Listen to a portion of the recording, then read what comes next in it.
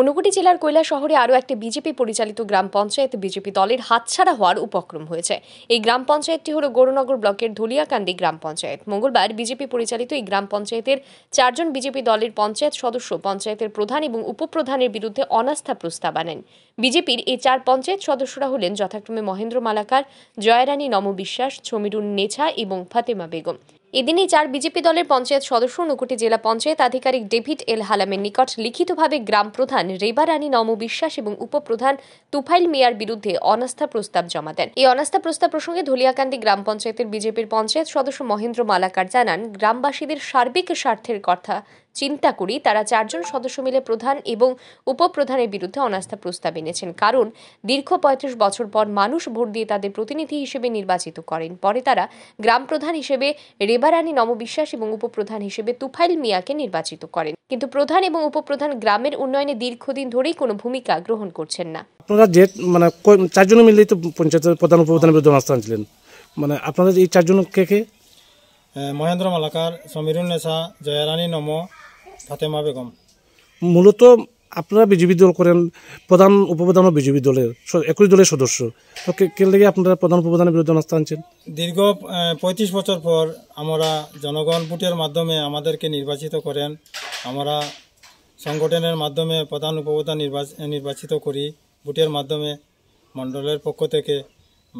পরবর্তী সময় দেখা যায় যে প্রধান উপপ্রধান আমাদেরকে না জানিয়ে জনগণের ডেভেলপমেন্ট কোনো কাজ হইতেছে না। এর লাগে আমরা জনগণের বৃহত্তর স্বার্থে ওনাদেরকে পরিবর্তন করে নতুন প্রধান এবং উপপ্রধান নির্বাচন করার জন্য আমরা অনুরোধ রাখছি। এদিন এই অনাস্থা প্রস্তাবের বিষয়টি স্বীকার করেছেন ঊনকোটি জেলা পঞ্চায়েত আধিকারিক ডেভিড এল হালাম। তিনি জানান, অনাস্থা প্রস্তাবটি গ্রহণ করা হয়েছে, পরবর্তী সময়ে পঞ্চায়েত আইন অনুসারে ব্যবস্থা গ্রহণ করা হবে। ধলিয়াকান্দি গ্রাম পঞ্চায়েত থেকে প্রধান আর উপপ্রধানের এগেইনস্টে অনাস্থা প্রস্তাব করা হয়েছে। 4 জন মেম্বার্স ধলিয়াকান্দি জিপির তারা আমার অফিসে আইয়া এই ফর্ম 2 সাবমিট করছে। এই টোটাল ধলিয়াকান্দি গ্রাম পঞ্চায়েতে কতজন মেম্বার? টোটাল 11 জন। তো তারা কার বিরুদ্ধে অনাস্থা আনছে? প্রধান আর উপপ্রধানের দুজনের বিরুদ্ধে। দুইটা ফর্ম 2 সাবমিট করছে। 4 জনেই লিখিত ফর্ম ফিল আপ করছে? হ্যাঁ, 4 জনে। তো স্যার নেক্সট স্টেপ কী হবে? আইন as per Tripura panchayat rule act অনুসারে আমরা অ্যাকশন নিব অর্ডিনালি। কতদিন লাগতে পারে মোটামুটি? তো 15 ডেজ, মিনিমাম 15 ডেজ তো লাগে যে মিটিং নোটিস ইস্যু করার জন্য।